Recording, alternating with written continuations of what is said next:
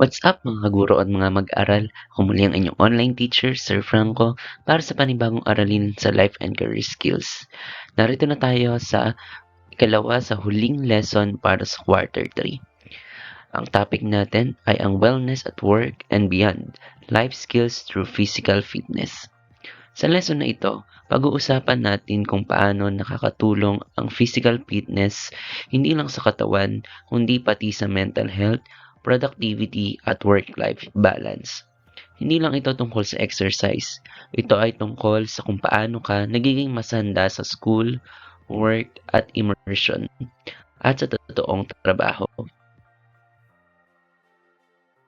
Pagkatapos ng lesson na ito, inaasahan na magiging mas aware kayo kung paano makakatulong ang physical activity sa pagiging mas productive, mas focused, at mas healthy na worker or student. Before we start with the discussion, pwede itong gawin ng mga teachers na icebreaker activity. Stand if you exercise this week. Stand if you feel stressed lately. Stand if you've tried yoga or stretching. Stand if you've played a sport in the last month. Or stand if you've taken a break to relax this week. Next, we have this pre-activity. Pre-activity 1, fitness memory map. Dito, babalik tayo sa sarili nating experience. Hindi ito tungkol sa pagiging athlete ha. Kahit simpleng gawaing bahay, paglalakad, o pag-akyat ng hagdan ay counted. Habang ginagawa ninyo ang fitness memory map, isipin ninyo, kailan kayo gumagalaw? Ano ang nararamdaman ninyo pagkatapos?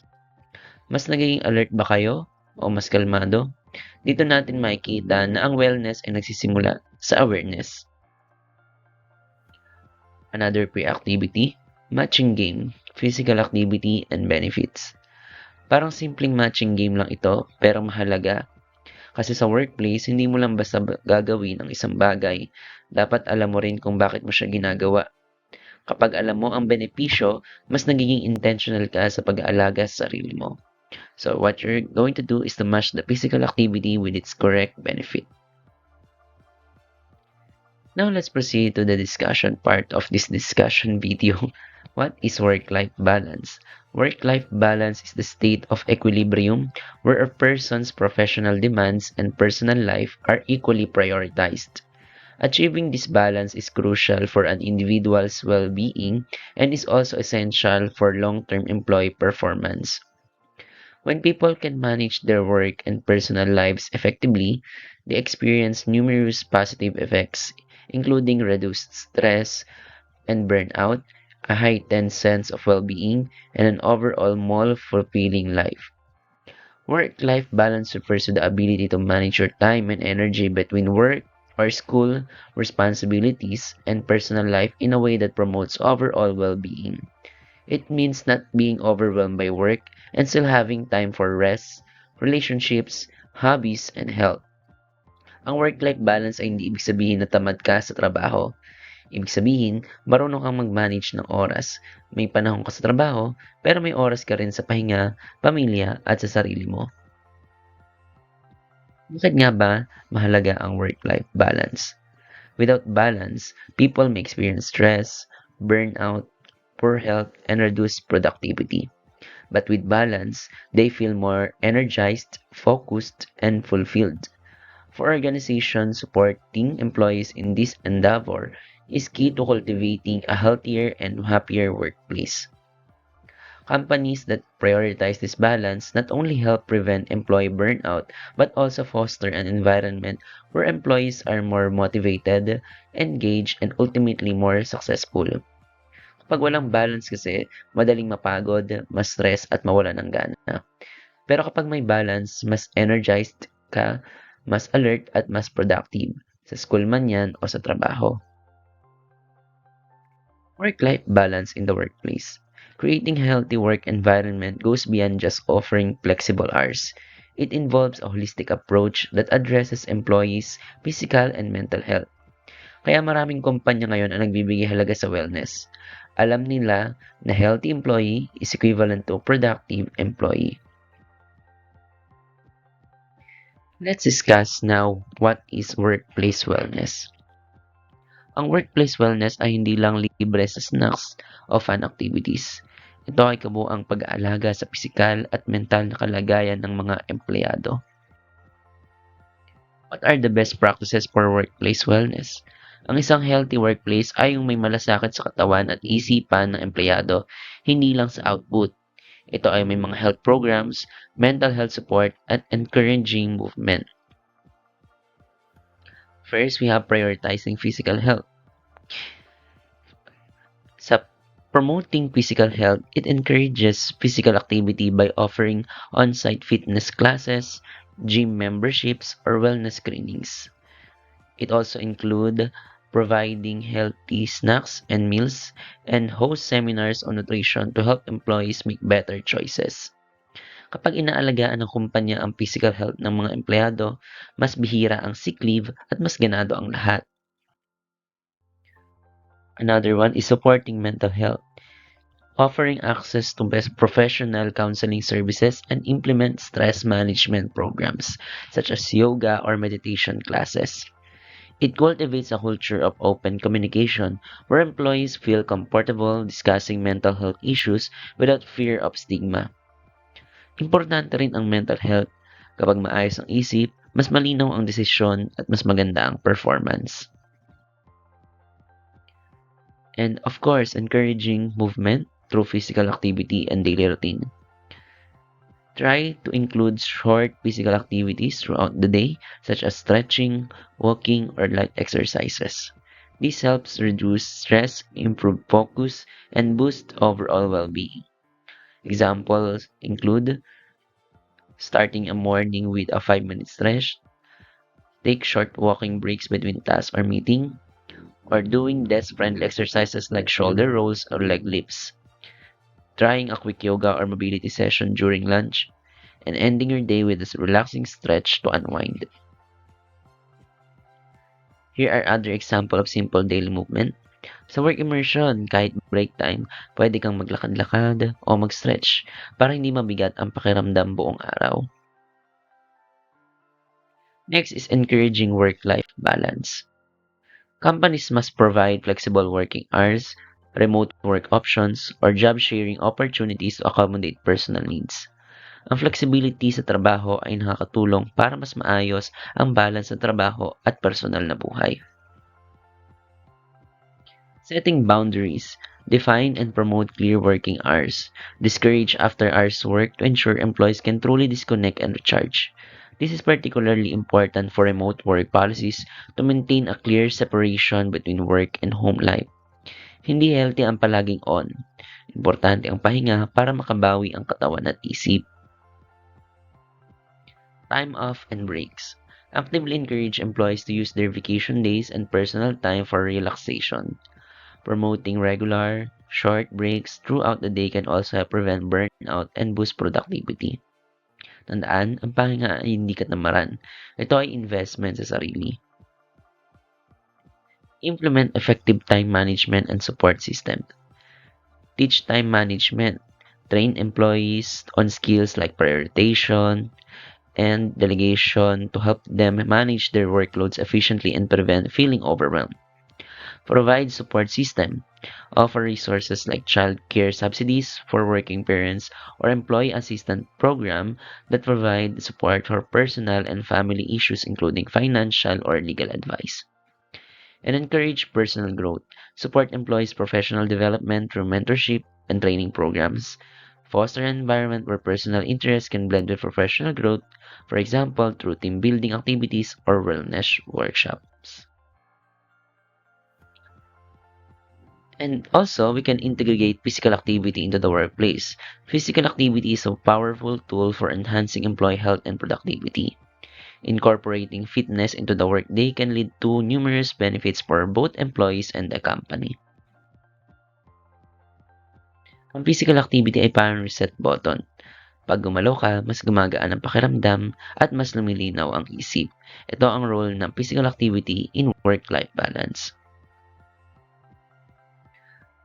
These are other benefits of physical activity. Physical activity plays a crucial role in achieving work-life balance. It helps the body to mind stay healthy, which improves performance in both personal and professional areas. The key benefits are mental clarity. Exercise increases blood flow to the brain, improving connection, concentration, and decision making. Stress reduction. Physical activity releases endorphins, which are natural mood boosters. Productivity. Regular movement helps maintain energy levels and reduce fatigue, making you more effective at work or at school. And emotional stability. Activities like yoga or walking can calm the mind and reduce anxiety. For example, a student who jogs in the morning may feel more alert and focused during class. Kaya maraming students at workers ang mas productive kapag may regular na physical activity. Let's have another example scenario. Makikita dito na mas alert siya sa klase o trabaho dahil activated na ang katawan niya at utak niya bago siya pumasok sa work immersion industry. To promote work-life balance, individuals can choose from various types of physical activities depending on their lifestyle, preferences, and available time.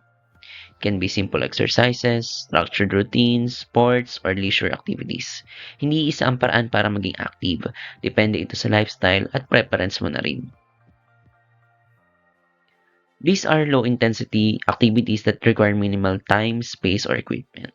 They are ideal for busy individuals who need quick ways to refresh their body and mind during the day. Examples, stretching, walking, breathing exercises. Its benefits are easy to do anywhere, quick stress relief, and improved circulation. Perfect ito para sa busy learners and workers. Madaling gawin kahit saan. We can also do structured exercise routine where these are planned and consistent routines that often follow a schedule. They require more commitment and may involve guidance from instructors or apps. Examples, yoga, aerobics, gym workouts, or home fitness programs. The benefits are builds discipline, improves strength and flexibility, and support long-term health goals. Ito naman ay para sa mga gustong may structure and long-term health goals. You can also try sports activities. Lalo na mga estudyante, may hilig sports. Sports involve physical exertion and often teamwork. They're great for social interaction and building interpersonal skills. Examples, volleyball, basketball, badminton, swimming. Benefits, enhances teamwork, builds endurance, provides social interaction. Bukod sa exercise, ang sports ay nakakatulong din sa teamwork at social skills.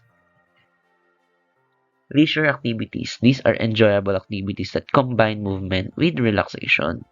They are often done during free time and help recharge the mind. For example, dancing, hiking, biking, gardening.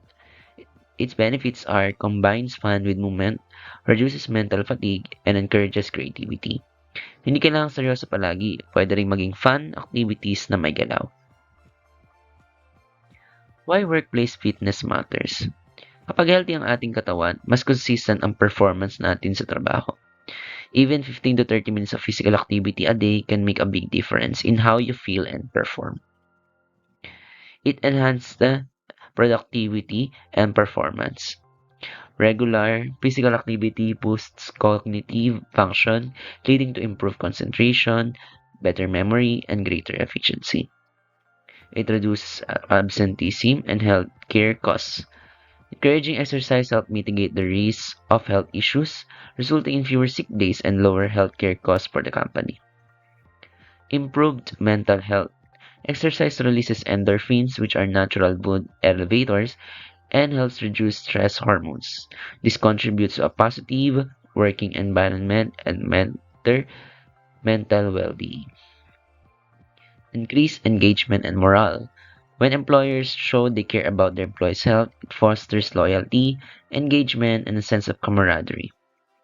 And attraction and retention of talent. In today's competitive job market, companies that offer wellness benefits are more attractive to new talent and are more likely to retain existing employees. Now, what are the strategies for a successful workplace fitness program? First is to create a fitness-friendly workplace. Maraming kumpanya ngayon na nag-encourage ng galaw kahit sa loob ng opisina.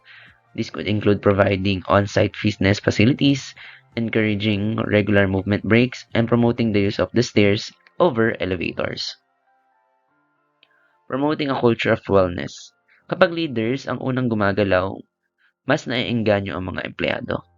So organize wellness challenges, offer incentives for participation, and provide educational resources on the benefits of physical activities.